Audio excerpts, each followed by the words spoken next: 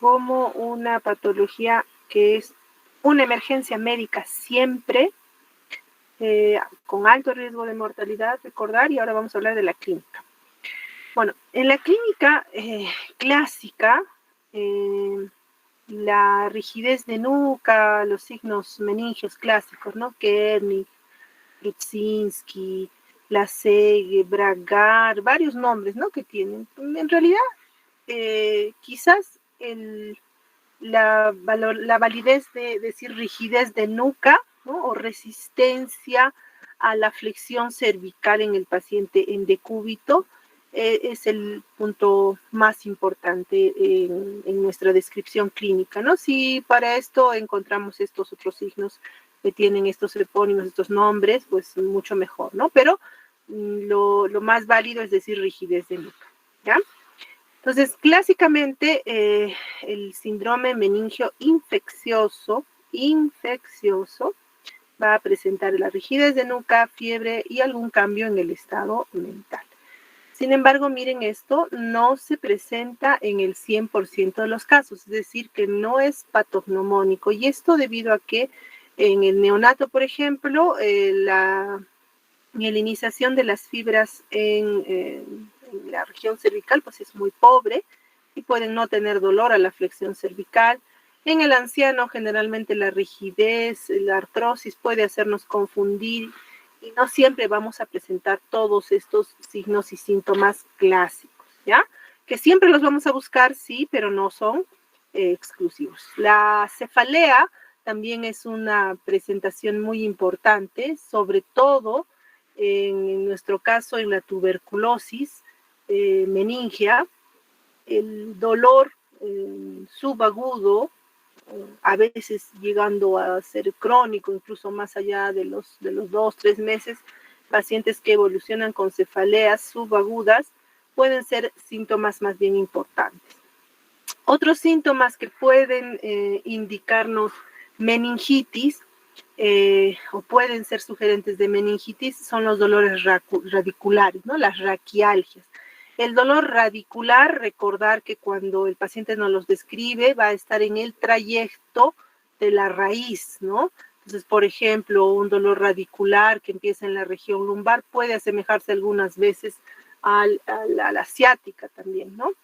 El trastorno del nivel, del contenido de la conciencia, la presencia de crisis epiléptica, cualquier signo de focalización, de cualquier tipo motor, sensitivo, de lenguaje, etcétera, o compromiso de nervios craneales, también nos puede estar hablando de compromiso meningio.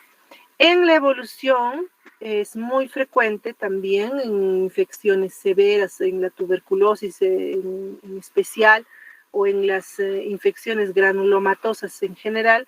La hipertensión endocraniana suele ser una constante debido a la obstrucción en las vellosidades encargadas de la reabsorción del líquido cefalorraquídeo, ¿ya? El sexto nervio craneal es un nervio que es muy frecuente que se afecte también, su trayecto es bastante largo en la base del cráneo y es bastante inespecífico si aparece en forma aislada, pero en asociación de estos síntomas podría ser bastante significativo y hablarnos también de la meningitis y también de la hipertensión endocranial, ¿ya?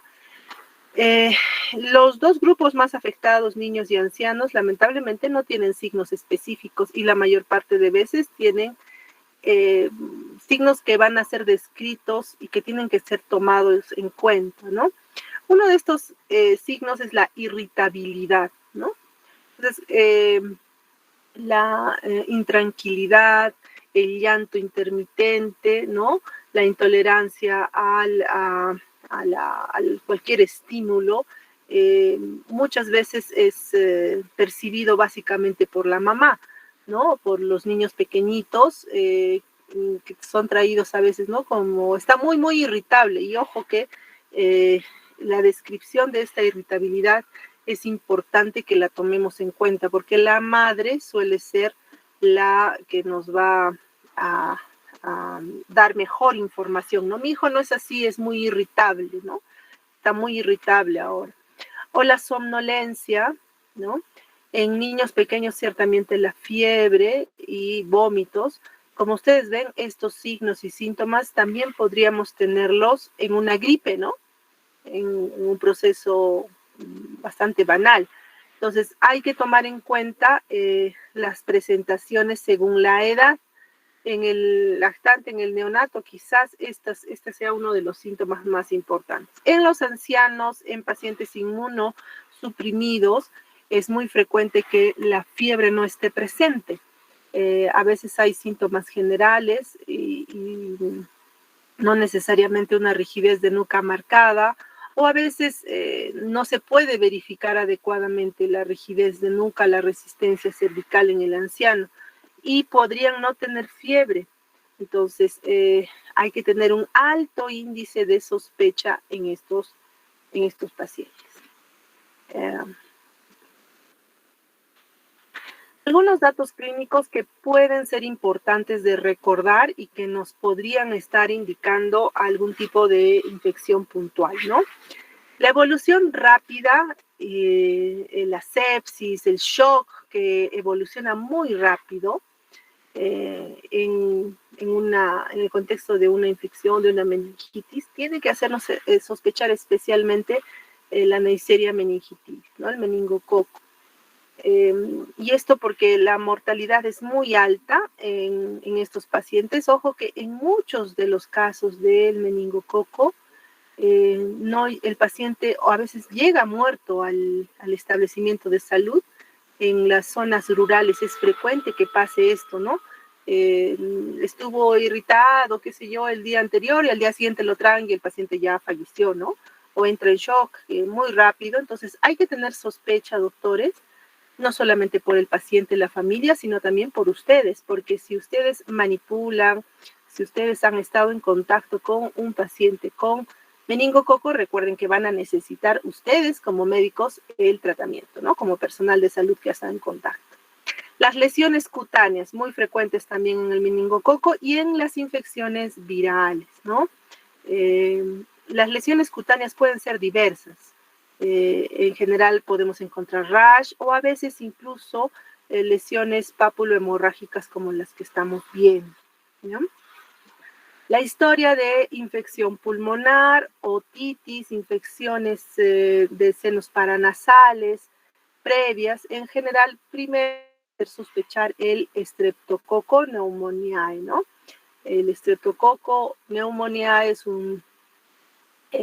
recuerden, es la causa de meningitis más frecuente en la población en general.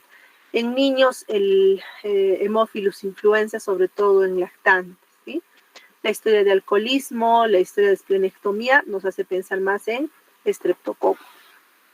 Y la focalización, las crisis epilépticas, en realidad nos pueden hacer sospechar en cualquier infección, pero especialmente en el estreptococo nuevamente y en las encefalitis virales.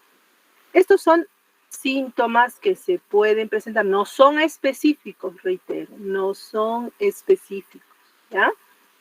El diagnóstico, ¿cómo hago mi diagnóstico? El diagnóstico, miren, es muy importante que recuerden esto, doctores, porque es básicamente la sospecha clínica, ¿ya?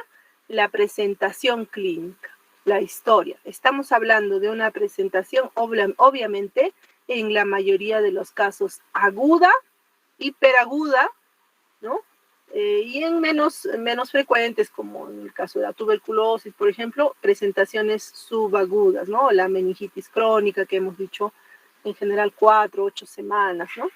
La mayor parte de veces, y sobre todo en la población pediátrica, el tiempo de evolución muy corto, la presencia de signos meningios, claro que nos pueden apoyar junto con fiebre, pero no siempre van a estar presentes. Tomar en cuenta qué pasa a los extremos de la vida. Ahora, ¿por qué es importante esto? Porque la sospecha clínica tiene que hacernos actuar de frente, miren, con el tratamiento. Sospecho, ¿no? Sospecha clínica sustentada, entonces yo inicio tratamiento, no necesito ningún examen, ¿ya? Basta la sospecha clínica para iniciar tratamiento, que vamos a ver en qué consiste. Normalmente en un medio hospitalario, ¿no? Un hospital nivel 2, ¿no? No debemos olvidar de hacer el hemocultivo a todos los pacientes con sospecha de meningitis o meningitis. Todos los pacientes con hemocultivo, todos los pacientes con líquido cefalorraquídeo, estudio completo de líquido cefalorraquídeo que incluya el cultivo, ¿ya? Miren, respecto al líquido cefalorraquídeo, lo ideal es siempre tenerlo. No siempre lo vamos a tener, les cuento, porque a veces, si es que, por ejemplo, hubiera sospecha o una hipertensión endocraniana, una sospecha de un absceso, pues primero es la imagen, ¿no? Antes del líquido. En el líquido, tomar en cuenta que a pesar de haber iniciado tratamiento, no va a cambiar las características del líquido, incluso si ya hemos aplicado la primera dosis. Entonces es muy importante de que a pesar de que se esté el tratamiento no se puede retrasar porque no tengo aguja para punción lumbar, me retrasé con la punción o el laboratorio no está funcionando. Según la norma y la ley, ¿no?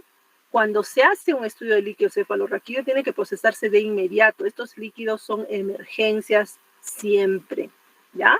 Se puede procesar las 24 horas del día en un laboratorio, incluso para el nivel 2, ¿no?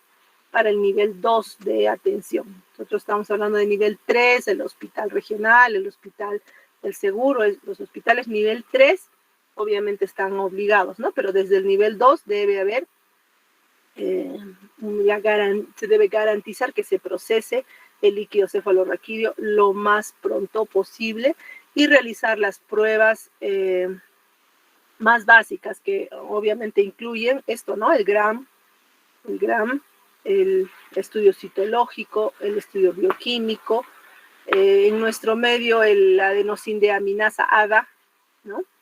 Y los cultivos respectivos, ¿no? Si de ser posible, incluso buscar si es que se puede determinar tempranamente el tipo de bacteria, las aglutinaciones, ¿no? Aglutinaciones en látex. La imagen en todo paciente con sospecha de meningitis tiene que indicarse en todos los pacientes.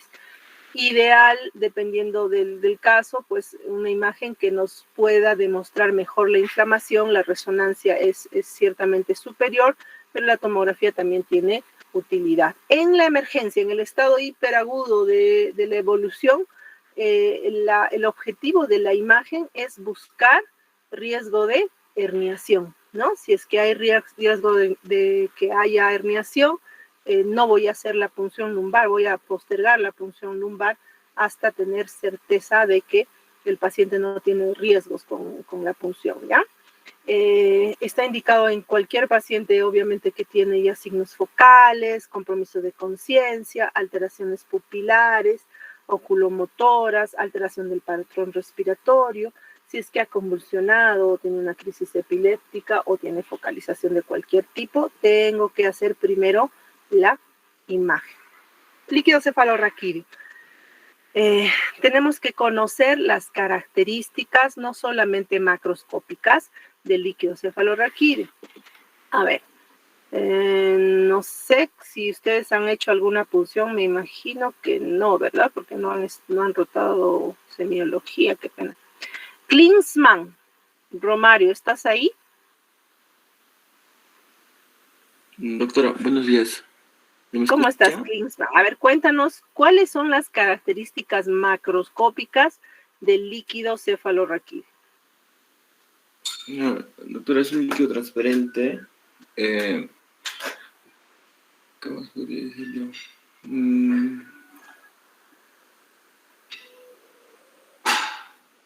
Líquido transparente. Es un líquido que se describe incluso como cristal de roca, ¿no? Es muy, muy cristalino, es un ultrafiltrado del suelo, ¿no? De la sangre. Tiene una presión más o menos que va entre 8 a 20 centímetros de agua, ¿no? Normalmente, ya hablando de las características microscópicas, pues no vamos a encontrar células, ¿no? Los linfocitos pueden encontrarse en siempre menores de 5 leucocitos por milímetro cúbico. La concentración de glucosa generalmente es el 60, el 80% de la glucosa sanguínea, ¿no? La concentración de proteínas también es muy bajita, va de 15 a 45 miligramos por decilitro. Es un líquido que cuando nosotros lo recolectamos vamos a ver un goteo, digamos, lento, regular, ¿no? Siempre estamos buscando ver al inicio, en esa punción inicial, ver la característica del líquido. Y el médico, que ojo, la punción lumbar no es un examen que lo hace el especialista, es un examen que lo hace el médico general. Entonces, ¿qué es lo que hacemos en estas sospechas de meningitis? Recolectamos el líquido en un frasco transparente y lo miramos, ¿no? Lo miramos porque tenemos que ver que el líquido sea cristalino. Generalmente lo sacudimos un poquito, ¿no? O sea, ¿y esto por qué? Porque yo puedo determinar inmediatamente al sacar el líquido sin ningún examen de laboratorio si ese líquido es purulento, es denso, es amarillento, qué características tiene este líquido. Y si es que las proteínas, por ejemplo, están incrementadas, se van a formar burbujitas muy rápido, ¿no? Y es lo que vemos apenas retiramos el líquido. Bueno, tomar la presión, ¿no? Ahora, cuando existe un patógeno que está en el líquido cefalorraquídeo, dependiendo de sus características o del patógeno, pues vamos a tener algunas alteraciones que son bastante bien conocidas, ¿no? A ver, para lo que estamos revisando, las meningitis bacterianas obviamente van a aumentar la presión, el líquido se hace turbio, ¿no? En infecciones iniciales, cuando está empezando la infección, a veces vemos como el agua del lavado del arroz, ¿ya? A ver, hoy día van a lavar el arroz en casa y van a ver el agua, ¿no?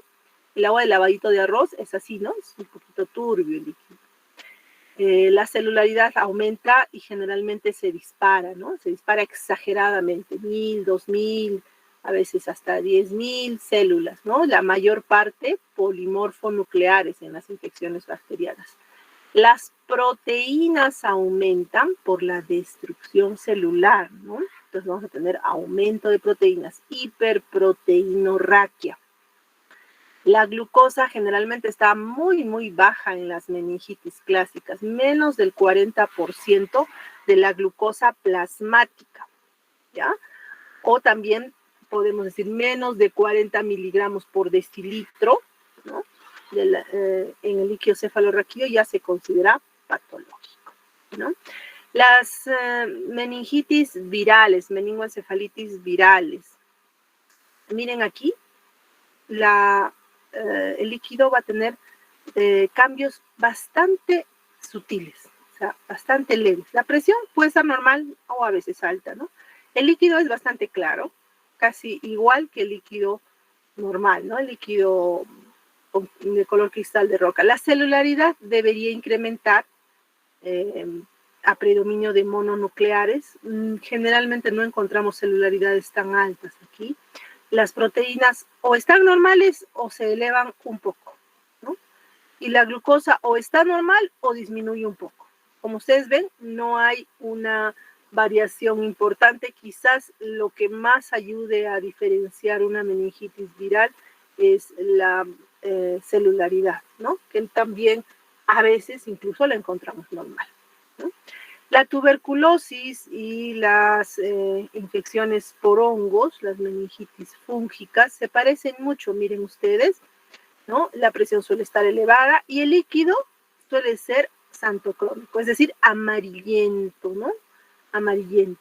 Se parece un tanto a la orina, dependiendo de la severidad del compromiso, puede a veces ser más intenso este color tanto crómico. La celularidad se eleva, pero miren acá, no mucho, ¿ya? A veces encontramos leucocitos, qué sé yo, 50, 100, ¿no?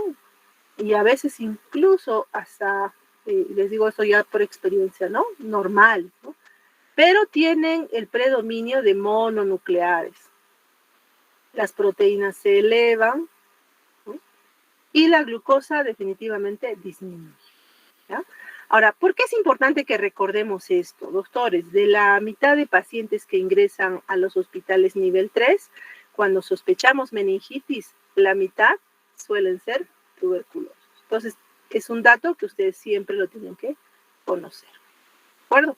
Este cuadrito es bastante antiguo, a mí me sigue gustando, así que siempre lo sigo poniendo, porque es muy, muy sencillo de recordar, ¿ya? Entonces, recuerden, reitero, glucosa baja, proteínas elevadas, me habla de un proceso inflamatorio. La glucosa, ¿por qué baja? Porque hay consumo de glucosa, por eso es que baja.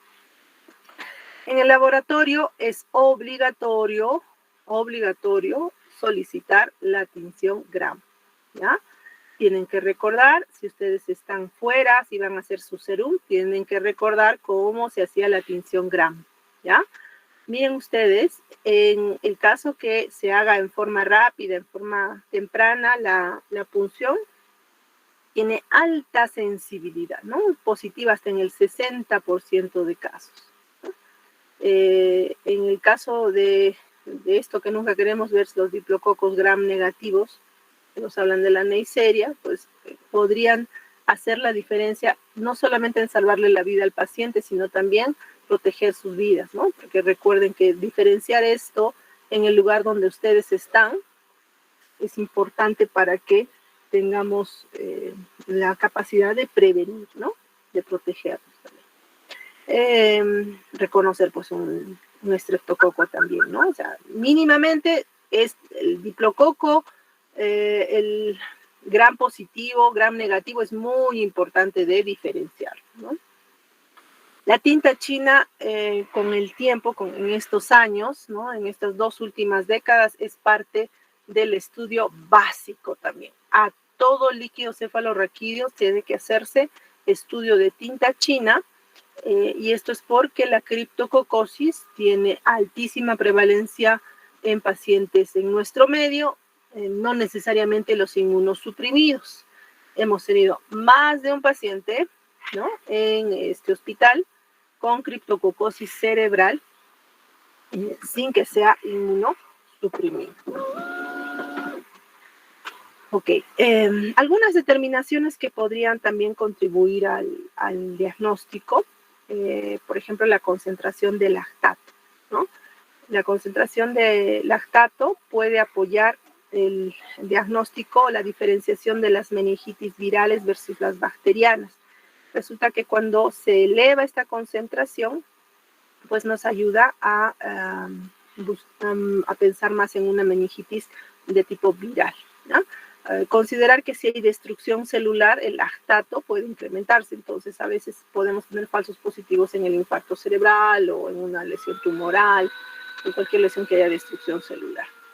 La procalcitonina, utilizada para pediatría sobre todo, para corroborar justamente el proceso inflamatorio que se eleva muy tempranamente y nos habla también de infecciones sobre todo bacterianas. La imagen nuevamente. Respecto a la imagen, hay que comentar algunas cosas. Miren aquí, esta es una, nunca me doy tiempo para traducirla, este es un flujograma respecto a qué hacemos respecto a la imagen, qué decidimos respecto a la imagen y el tratamiento. Miren, yo tengo la sospecha de que el paciente tiene una meningitis.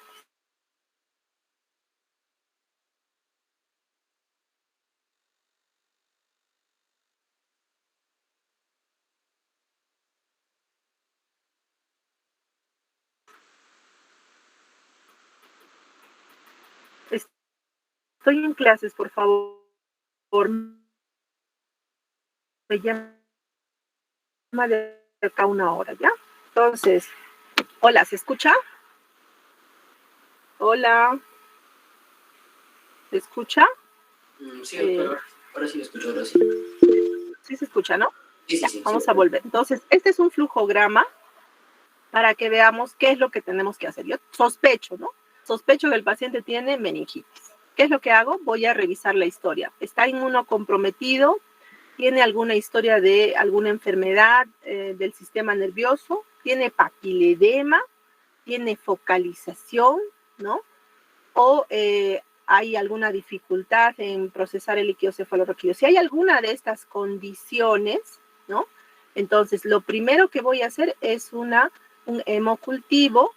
Empiezo el tratamiento empírico, corticoide más antibiótico, y recién hago la tomografía. Si la tomografía no me muestra riesgo de enclavamiento, riesgo por la PL, entonces yo realizo la punción lumbar, ¿no? Y voy a continuar mi tratamiento, que va a ser mucho más específico, ¿no? Para la meningitis. En el caso no tenga estas condiciones, no es inmunocomprometido, no tiene una infección, una lesión específica en el cerebro, no tiene papiledema, no tiene focalización, entonces ahí sí podría hacer la punción lumbar junto con el hemocultivo, ¿no? Empiezo tratamiento empírico y luego, ya con mis resultados del líquido cefalorraquídeo, voy a hacer el tratamiento específico para la bacteria reconocida, ¿no? Entonces, esta es una forma de razonamiento muy sencilla que hay que recordar, porque la imagen puede ser muy importante antes de la punción lumbar, ¿no? Sin embargo, en realidad a todos los pacientes al final vamos a hacer siempre una imagen, sino la urgencia es aquí determinar cuán rápido necesitamos el líquido cefalorraquídeo. ¿Debemos o no debemos hacer la punción lumbar? Muy parecido en adultos, ¿no? Ay, perdón.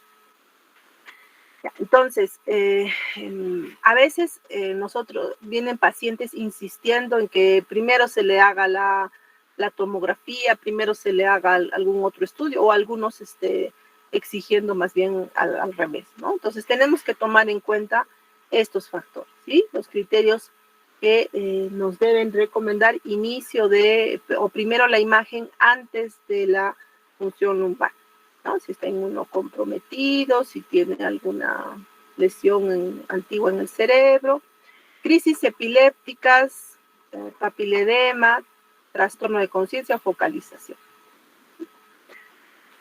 Ahora, en el tratamiento, bueno, si bien es cierto, el tratamiento empírico es muy importante para tomar una decisión, hay que tener en cuenta que muchos de nuestros pacientes, generalmente con meningitis, la infección puede llevar muy rápidamente a complicaciones sistémicas, sobre todo el shock, ¿no? Nosotros vamos a empezar el antibiótico, pero el paciente está chocado, pues entonces probablemente el acceso del antibiótico no va a ser adecuado. Entonces, manejar primero el shock, hacer las maniobras de resucitación o reanimación que correspondan, ¿no? Ya sea cristaloides, una vía central, dependiendo del caso, ¿no? El trastorno de conciencia, que a veces tenemos dificultades en valorar en el niño o en el anciano, tiene que hacernos sospechar riesgo de otros compromisos. Ya habíamos dicho, en este paciente, si tiene trastorno de conciencia, yo primero voy a hacer una imagen, ¿no? Puede también considerarse que el paciente haya tenido crisis epilépticas y está en un estado posictal o está en un estado no convulsivo, ¿no? En un estatus no convulsivo. Es importante proteger la vía aérea, ¿no? Si el paciente está estable hemodinámicamente, bueno, considerar el oxígeno, el acceso intravenoso y el manejo de emergencia, ¿ya?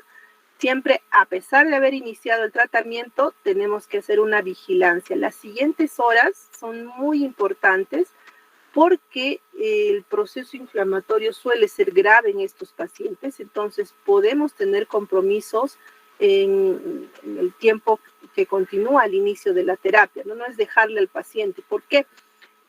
Puede haber tanto proceso inflamatorio que puede haber vasculitis, infarto cerebral, complicaciones propias de la infección, ¿no? Si hay deterioro clínico, siempre volver a punzar, volver a buscar un líquido cefalorraquídeo. En la instalación de la meningitis tuberculosa, por ejemplo, es muy frecuente que hagamos un líquido cefalorraquídeo hoy y a los días, un día, 2 días después, el líquido tenga cambios, sobre todo en la respuesta celular, ¿no? Inicialmente podemos encontrar polimorfonucleares y a medida que pasan las horas o los días vamos a encontrar más bien mononucleares, ¿no?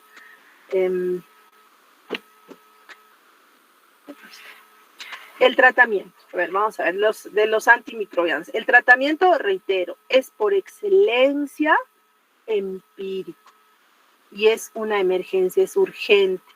Reitero, yo tengo la sospecha clínica, entonces inicio tratamiento empírico, ¿sí? Sospecha clínica, ¿no? No necesito hemograma, no necesito resonancia, punción lumbar. Eso lo voy a hacer en las siguientes horas, ¿no? Yo necesito iniciar el tratamiento de forma urgente, ¿ya? No necesito que me traigan ninguna prueba. El tiempo de tratamiento va dependiendo del patógeno, ¿no? 10 a 14 días en la mayoría de los casos, o hasta 7 días después de haber controlado la fiebre. ¿Y esto por qué es importante? Porque en nuestro medio el uso de algunos antibióticos cuando se transporta al paciente hace que las pruebas a veces se negativicen, muchas, incluso el líquido cefalorraquídeo a veces puede salir normal, y nosotros siempre vamos a continuar con el tratamiento hasta que la fiebre se controle, ¿ya? En algunas bacterias puntuales el tratamiento se prolonga incluso hasta el mes, ¿no? En la Listeria monocitogenes, en el estafilococo, incluso hasta el mes vamos a seguir con seguimiento del líquido cefalorraquídeo y con seguimiento de imagen, ¿ya? Ahora, existen muchos esquemas de tratamiento recomendado. Ustedes los van a revisar. Me imagino que en infectología les han presentado un libro que se llama el Sanford, ¿no es cierto? El Sanford clásicamente se utiliza, no es tan mal también la información que puedan encontrar en el UpToDate o en Medscape, ¿no? Vamos a revisar esta tabla. Yo les pido disculpas porque es una tabla bastante fastidiosa, pero es sencilla de comprender. Tenemos que revisar, tenemos que conocer, todos tenemos que conocer. Reitero, el tratamiento empírico lo debe realizar, lo va a indicar cualquier médico. No es tratamiento del especialista, es tratamiento del médico general, del médico tratante. Entonces, la edad de presentación es muy importante, ¿no? Vamos a agrupar a pacientes neonatos, menores de un mes, lactantes hasta los 2 años, de los 2 a los 50 años, los mayores de 50 años y algunos que tienen alguna característica en su historia en especial. Entonces, en general, esta decisión de tratamiento empírico está en base a los gérmenes más frecuentes a estas edades, ¿ya? Y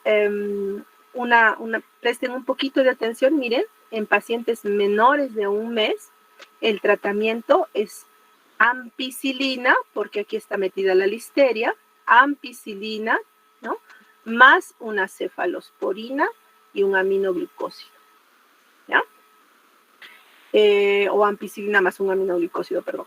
Entonces, la preferencia actualmente es utilizar una cefalosporina y una ampicilina por los riesgos, ya habíamos dicho, ¿no? De los aminoglucósidos y que no necesariamente a veces cubrimos todos los tipos de bacterias. Hasta los 2 años, aquí se introduce el hemófilus, ¿ya? Hemófilus influenza y el Streptococcus pneumoniae ya se incluye, ¿no?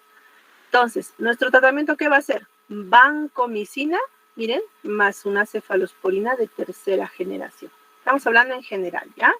Vancomicina más una cefalosporina de tercera generación. De los 2 a los 50 años, ¿no? el tratamiento igualito, vancomicina más una cefalosporina de tercera generación. Más allá de los 50 años, nuevamente ingresa la listeria y por eso utilizamos la ampicilina, ¿no? Ampicilina, la vancomicina más cefalosporina de tercera generación. Ahora, condiciones importantes. El TEC, la presencia de TEC o un trauma penetrante que pueda tener acceso hacia el sistema nervioso después de una cirugía o un shunt, ¿no? Miren ustedes, qué extraordinario hay acá, nada. Casi todo es vancomicina más cefalosporina de tercera generación. Cuando hablamos de alguna condición hospitalaria, sí es frecuente que agreguemos además antibióticos que vayan a actuar sobre gérmenes resistentes, ¿no? De aquí que podemos utilizar meropenem, incluso silostazol en algunos centros hospitalarios con mucha demanda, ¿no? Entonces, ¿qué quiero que recuerden de acá? Esto parece bastante, ¿no? Quiero que recuerden que en los dos extremos de la vida, ¿no? Niños y ancianos, utilizamos la ampicilina. En general, una asociación de una cefalosporina de tercera generación más vancomicina en la mayoría del resto de casos va a ser bastante eficiente. Incluso en ambientes hospitalarios o en pacientes que van a estar en algún tiempo en centros donde podría sospecharse resistencia bacteriana, bueno, utilizar antibióticos que vayan a ser efectivos según el espectro y la resistencia demostrada para ese medio. Este tratamiento empírico tiene un nivel de evidencia importante que es A3, ¿no? Entonces, en general es bastante efectivo. Ahora, tienen que tomar en cuenta esto trabajando en lugares lejanos, ¿no? Si yo trabajo qué sé yo, en Ocongate a 3 horas, o me voy a Quimbiri, Pichari, y estoy a 2 días de Cusco o de un hospital de mayor complejidad, yo tengo que iniciar este tratamiento, no puedo esperar. Reitero, sospecha clínica, inicio tratamiento, ¿ya? ¿Se entendió esta parte? Sí, doctora. Sí, doctora, sí se entendió. Ok, gracias. Gracias. Listo. Ahora, idealmente, después de esto, de haber iniciado la terapia empírica, vamos a intentar buscar el germen específico, ¿no? Y cuando hemos reconocido, si podemos reconocer el germen específico, pues vamos a utilizar la terapia específica, ¿no? En el caso del Streptococcus pneumoniae, este está primerito porque, reitero, es el más frecuente. Miren, vancomicina más cefalosporina de tercera.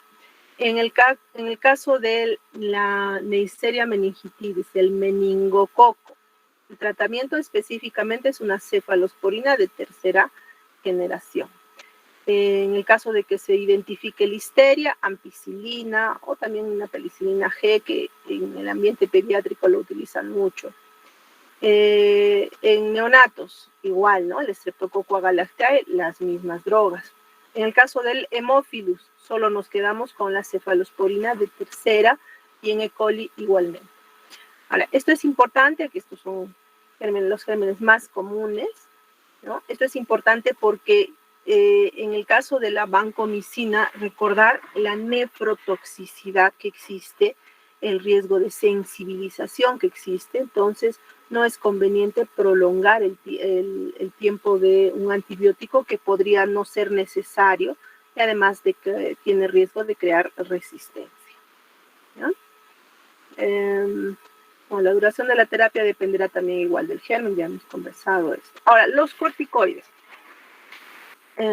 Habíamos hablado de la respuesta inflamatoria. Resulta que la respuesta inflamatoria en infecciones del sistema nervioso es bastante agresiva, incluso con el tejido propio, ¿no? Y se intenta delimitar la infección y la respuesta de la microglia, la respuesta de la barrera hematoencefálica alterada, hace que se produzca neuroinflamación, que es muy agresiva, muchas veces conlleva riesgo incluso de enclavamiento, de muerte, por el proceso inflamatorio severísimo. Entonces, en general, en meningitis bacterianas, ojo con eso, bacterianas, el uso de corticoides está indicado a dosis que generalmente son altas, ¿no? El corticoide que más usamos en nuestro medio es la dexametasona, ¿ya? Se pueden utilizar otros, es frecuente que en la TB, en la tuberculosis, utilicemos también prednisona a largo plazo, ¿no? Pero por la disponibilidad parenteral, sobre todo, es el medicamento más utilizado. Y el objetivo es disminuir esta respuesta inflamatoria por su acción directa sobre las múltiples citoquinas inflamatorias que se activan, ¿no? Algunos recomiendan en algunas infecciones, sobre todo en pacientes pediátricos, en el caso del hemófilus, incluso iniciar el tratamiento con corticoide, ¿no? Previo al tratamiento antibiótico, ¿ya? Ya existe mucha evidencia al respecto de que el tratamiento asociado pues tiene muy buena respuesta, ¿no? Nuestro problema está, y que sí hay una controversia en relación a que este tratamiento podría disminuir un tanto la respuesta inflamatoria que limita la infección, ¿no? Podría limitar la bacteriolisis, podría limitar la destrucción celular de la bacteria, ¿no? Sin embargo, reitero, los estudios están que el beneficio es mucho mayor, ¿ya?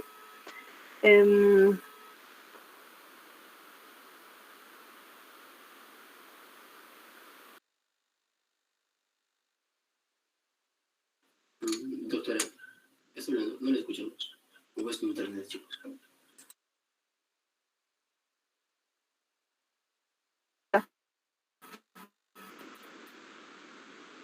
Estoy ahorita en la parte de atrás. Voy al cuerpo médico, doctorita, en sí. Ay, Dios mío, ya. Hola, ¿me escuchan? Sí, doctora, ahora sí. Bueno, vamos a terminar esta diapositiva porque me están llamando. Las complicaciones que pueden haber en la meningitis son bastante variables, ¿no? Y están en relación a dos aspectos muy importantes. Primero, a la respuesta sistémica a la infección, ¿no? Y a la reacción inflamatoria que existe. La reacción inflamatoria puede provocar compromiso de varias estructuras intracerebrales que también terminan provocando riesgo de vida incluso para el paciente. El shock, la hipotensión es muy frecuente, la asociación a la sepsis o la presentación durante un proceso séptico es el condicionante más importante. Muy frecuentemente la demanda metabólica está alterada y tenemos hipoxemia y tenemos riesgo de isquemia cerebral secundaria a esta hipoxemia. Pueden haber trastornos del sodio, hiponatremia, arritmia cardíaca, infarto cerebral, ¿no? De cualquier tipo. Y en el caso de enfermedades crónicas en general hablamos de una exacerbación, ¿ya? Hay que tener consideraciones importantes en nuestro medio, en hospitales sobre todo de nivel 3, la resistencia bacteriana. Normalmente se tiene que conocer o tener un perfil de la presentación de estas bacterias que pueden ser intrahospitalarias y de alta resistencia, ¿no? Valorar también el riesgo o la función renal, la función hepática en relación al uso de antimicrobianos que son nefrotóxicos o hepatotóxicos, ¿no? Y también considerar el compromiso que pueda ocurrir en el parénquima cerebral en las siguientes horas o días de iniciado el tratamiento, ¿no? La hidrocefalia, las crisis epilépticas y muy frecuente que hablábamos el otro día, los defectos de audición. Hubiera querido terminar la clase, pero me están llamando para una reunión urgente.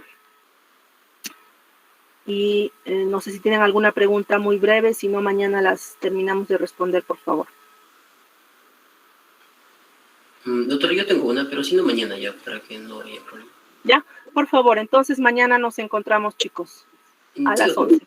Ya, ok, doctora, gracias. Ok, chao. Gracias, doctora. Gracias, doctora. Gracias, doctora. Gracias, doctora. Bye. Gracias, doctora. Gracias, doctora.